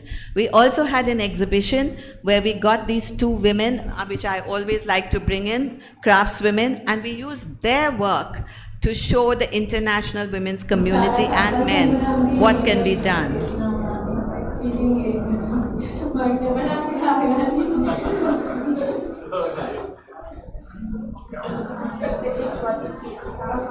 They couldn't believe that their work was being shown in the Max Muller Bhavan in Mumbai. And then, of course, we had Banyan Park, which I showed you earlier, Bombay House, and Bharat Bhavan. Finally, to come to my last project, some of you may have seen it. It's a village that was completely devastated by the earthquake of 2000. This is a photograph of the school which I took. We reused all the debris for the foundations, and it was a Friday, it was very cold, and 90% of the village was devastated. This is what we did not do, and I have to say the government was really doing this because it's much easier. They were finding empty pieces of land and then putting everybody on a repetitive grid. When we spoke to them, they said they did not want to move from their site because some were 2 families, some were 4 people in the families, some had goats, some had donkeys, some had animals, and each one wanted to be where they were. So we took a survey and we told them it's only January, it'll take us till December to build, and they said that's fine, that's okay, we'll be out in the cold, it doesn't matter. So we were a group, actually, strangely enough, of the panchayat head is the woman with the pinkish purple top, and you can see her over there, and she was the boss of the village. And even I was petrified of her. Every time I went, she would make me sit on a charpoy and give me some horrible purple drink. And I was so scared because water is something we all worry about when we travel. And another plate would be raw mango and peanuts, which they would grow. And I had to eat all that and listen to her. You can see bottom right there, I am quietly listening to her. And we went through the village, we rebuilt, and the client who paid for this, I also do a lot of corporate work for them. So that's the deal I have with them. I'll do your corporate work and I'll do your community work. And it's worked for 40 years. They're still my clients today after 40 years. I've done many, many other pro bono, and they've given me many other corporate and paying jobs. So what we did, we bought the materials for the houses, but we told the villagers that they had to get back their sense of identity, and they were very helpless and very depressed, that they had to build it, but we would pay them for building it. So finally that started, you can see, and they began to rebuild their houses. They were very artistic. This came out in the New York Times that it was just $2,000 per house. And you can see I saved all the doors and windows. We put them back in their places.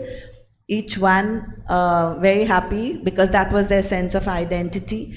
And what's important is what happens afterwards. You can see how they change their houses. It's not your job to finish it. You give them what they need, and they will, one added a first floor, one added a porch, one added an otla. That's how they give a sense of their own identity to their homes. From a house, it becomes a home. And that's what they did. These were all the doors and windows. And it was an interesting village. It had not been taken because most of the Hindu villages were taken by Hindu NGOs, Muslim villages by Muslim NGOs. And Kutch has both religions. So this was a very unusual village which had a 50-50. So everybody worked together. We repaired the dargah. As you know, when there's an earthquake, the water becomes saline. We created a renewable energy. The middle person is the young structural engineer who worked with me. We rebuilt the school because they were worried that the children would not come back if we didn't hurry and have a school. So this we designed, and on condition, one of the farmers nearby gave us his land, so we were able to have a school, a creche, a women's center, and it actually won, it's one of the best buildings of 2000 with the Fiden Atlas. We were surprised to hear from them about it. So this is a school that was built. It's fully occupied, girls and boys. They get their free lunch. And this is Mezzabine. Mezzabine in 2002, when I met her first, when she was sleeping out in the open. When we finished in 2006, she had her house with her parents. And 2016 now, she is going to school in the adjoining village, like junior college. So the most appropriate solutions are brought about by the least authoritarian approach, where the professional becomes a catalyst in the development process.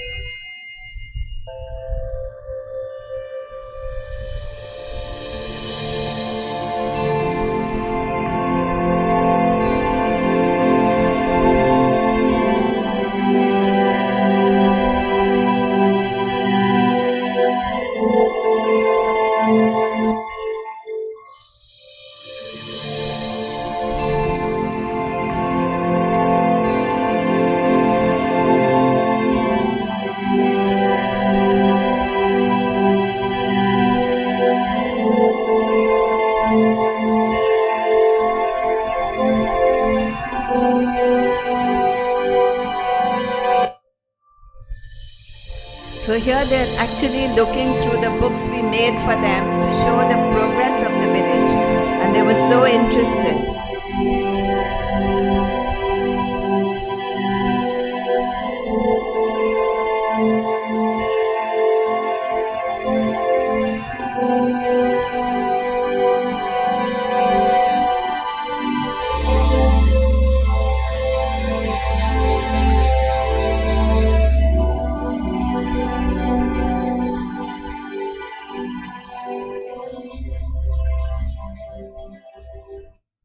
So I'm going to end with a folk story. There was a big fire in a forest, and all the animals ran away. There was only a little bird which stayed behind, and it used to fly to a little body of water nearby and bring a little water in its beak and try to put the fire out. And all the other animals laughed and they said, "You're never going to be able to do this." So the little bird said, "At least I'm doing my bit." And this is the talk I used to give when I used to go to students or colleges, and I used to talk about this, that each one of us can at least do our bit. And after one of the talks I gave in Goa, the next day on my email I found so many letters. And they said, "Ma'am, you haven't talked about the rest of the story." And they said it's a folk story, an Indian folk story. And what happened was that the gods were watching this little bird go up and down, carrying this water in its beak, trying to put out the fire. And the gods felt so sad. And when gods cry, it falls as rain.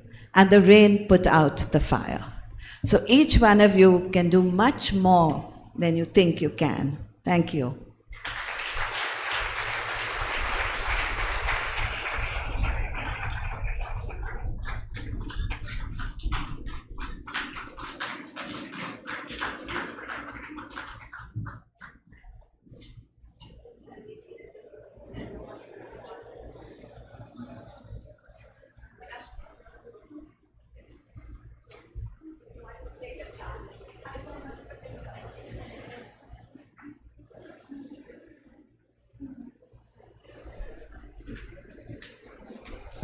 Thank you so much, Brinda, Somaya ma'am. It was a very enriching session for all of us. You opened our windows wider, and that's really going to help us with processing ideas while perceiving the built and unbuilt spaces. Once again, I thank you so much, and I request our principal, Professor Al-Katavri ma'am, to kindly present ma'am with a token of appreciation.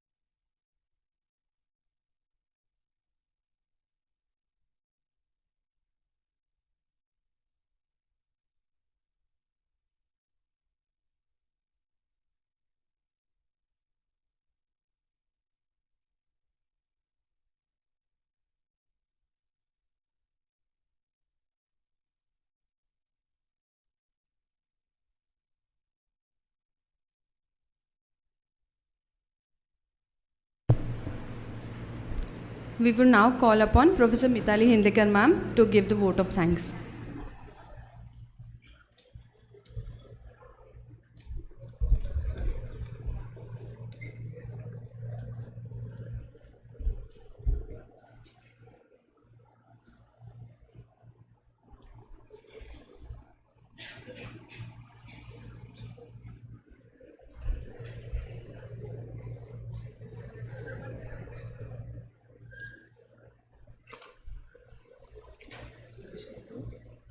Yeah, good afternoon to all of you. Today, as we come to the closure of this memorable event, it is both an honor and privilege to stand before you today to express our heartfelt gratitude to our esteemed chief guest, Architect Brinda Somaya ma'am, for gracing us with her presence and making this event truly special. Ma'am, your presence here has added immense value to our Foundation Day, and your wisdom and expertise have enlightened us in many ways. We are deeply grateful for the insights and knowledge you have shared with us today. Your willingness to take time out of your busy schedule to be with us reflects your support for our endeavors, and we are truly grateful. The works that you shared today have inspired us and has left a lasting impression on all of us. As we conclude this event, we want to extend our sincere thanks to you, Brinda ma'am, for your gracious presence, your inspiring words, and your unwavering support. We are truly fortunate to have had you as our chief guest, and your presence will be remembered as a highlight of this event. We look forward to the possibility of welcoming you back to our college someday again. I would also like to extend heartfelt gratitude to our governing council members, Principal Alka Tavri ma'am and our founder Principal Anil Nagraj sir, for being a constant support and encouragement to all our endeavors.